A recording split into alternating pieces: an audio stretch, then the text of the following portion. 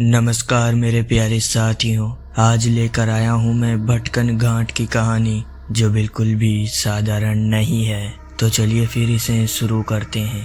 कभी पहाड़ से उतरते वक्त ऐसा लगा है कि रास्ता वही है, पर हमारे पैर गलत मोड़ पर चले गए और हर बार थोड़ा अंदर की ओर। मैं तुषार। ये भटकन घाट की कहानी मेरी है। भटकन घाट की वो कहानी जिसे आज भी लोग नक्शे में नहीं ढूंढते।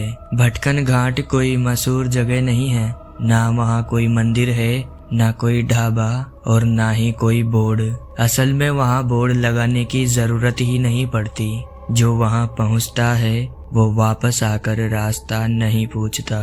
ये घाट मध्य भारत के जंगलों के बीच पड़ता है, दो पहाड़ियों के बीच का संकरा रास्ता। नीचे सूखी नदी की चौड़ी धार, जिसमें पत्थर ऐसे बिखरे हैं जैसे किसी ने जानबूझकर रास्ता बिगाड़ दिया हो। दिन में ये घाट साधारण लगता है, धूप आती है, हवा चलती है, मोबाइल नेटवर्क भी कभी कभी पकड़ लेता है। लेकिन शाम ढलते ही यहाँ की हवा बदल जाती है।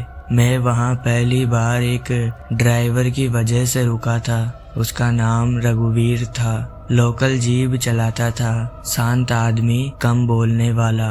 उसने बस इतना कहा था, साहब अंधेरा होने से पहले घाट पार कर लेना, नहीं तो रात यहाँ रुकती नहीं है। मैंने हंसकर बात टाल दी। मुझे ऐसी चेतावनियों की आदत थी। हर जंगल की अपनी खुद की कहानी होती है, हर मोड़ पर एक डर होता है। लेकिन भटकन घाट की कहानी डर नहीं थी, वो भ्रम थी। जैसे ही सूरज पहाड़ियों के पीछे गया, रास्ता वही का वही रहा, पर पहचान बदल गई।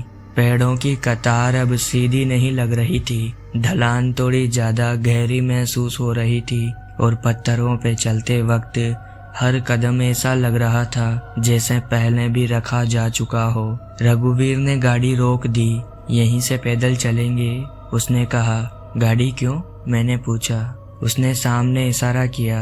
रास्ता था पर गाड़ी के लिए नहीं, जैसे किसी ने उसे बस चलने वालों के लिए छोड़ा हो। इतना संकरा और इतना टेढ़ा कि हम चले धीरे, बिना बात किए। 5 मिनट बाद मुझे एहसास हुआ हम नीचे नहीं जा रहे, हम घूम रहे हैं। वही पत्थर, वही सूखा पेड़, वही 2 टेढ़ी चट्टानें। मैंने रघुवीर को रोका। तुम्हें यकीन है यही रास्ता है? उसने मेरी तरफ देखा नहीं, बस बोला, भटकन घाट में रास्ता नहीं बदलता साहब, आदमी बदल जाते हैं।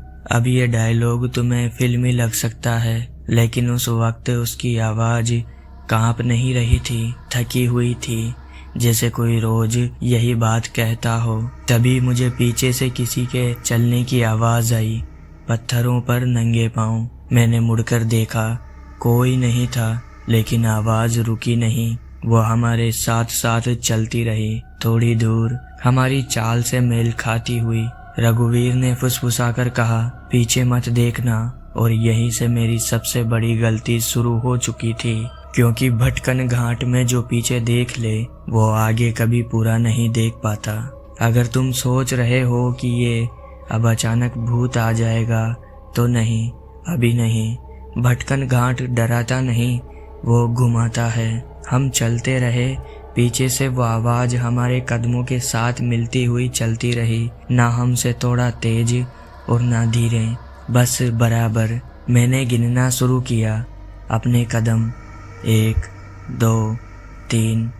हर बार जब मैं रुकता वो आवाज भी रुक जाती। मतलब वो कोई जानवर नहीं था। अगर जानवर होता तो वो मेरे रुकने पर नहीं रुकता और मेरे चलने की चाल को कॉपी नहीं करता। रघुवीर ने अचानक जेब से माचिस निकाली और एक तीली जला दी। रोशनी बस इतनी थी कि मैं रघुवीर का चेहरा और रघुवीर मेरा चेहरा देख सके। ये मत कहना, मैंने कहा था। उसने मेरी तरफ देखा। पहली बार उसकी आंखें रास्ते पर नहीं थी, मेरी आंखों पर थी। अगर अब नहीं देखोगे, वो बोला, तो बाद में खुद को भी नहीं पहचान पाओगे। माचिस की लो हिली, हवा नहीं थी, फिर भी रोशनी पीछे की तरफ पड़ी। वहाँ कोई खड़ा नहीं था, वहाँ हम खड़े थे, मैं और रघुवीर, बिल्कुल वैसे ही जैसे आगे चल रहे थे। वही कपड़े, वही झुकी हुई चाल, बस फर्क इतना था उनके पैर जमीन को नहीं छू रहे थे। माचिस बुझ गई। अंधेरा अचानक नहीं आया, वो पहले से था, बस अब दिख रहा था।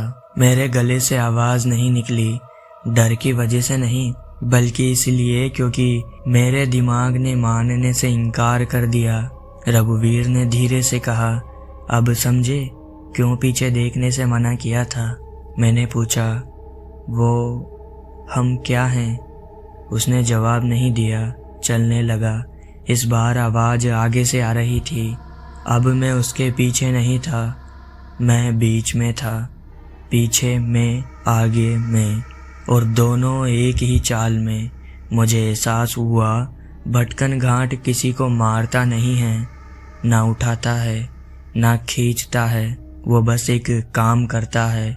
वो आदमी को दो हिस्सों में बांट देता है, एक जो चलना जानता है और एक जो याद रखता है। जो याद रखता है वो वहीं रह जाता है। थोड़ी देर बाद रास्ता चौड़ा हुआ, हवा बदली, दूर से गाड़ी की आवाज़ आई। रघुवीर रुका।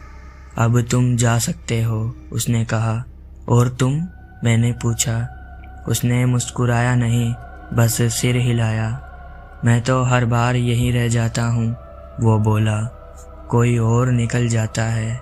मैं पीछे मुड़ा, वहाँ अब कोई नहीं था, ना मैं ना रघुवीर, बस पत्थर थे और वो सूखा पेड़ जो किसी तरह बाहर निकल आया।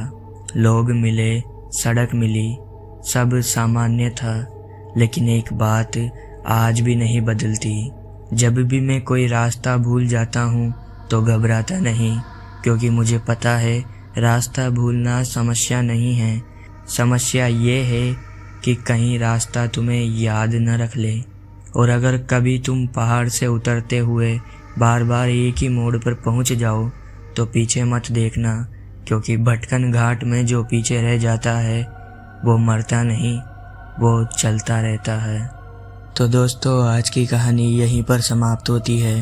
अगर कहानी पसंद आई हो तो लाइक कर देना, और ऐसी कहानियाँ सुनते रहना चाहते हो तो सब्सक्राइब कर देना। मिलते हैं अगली कहानी के साथ अगली रात। जब तक के लिए धन्यवाद।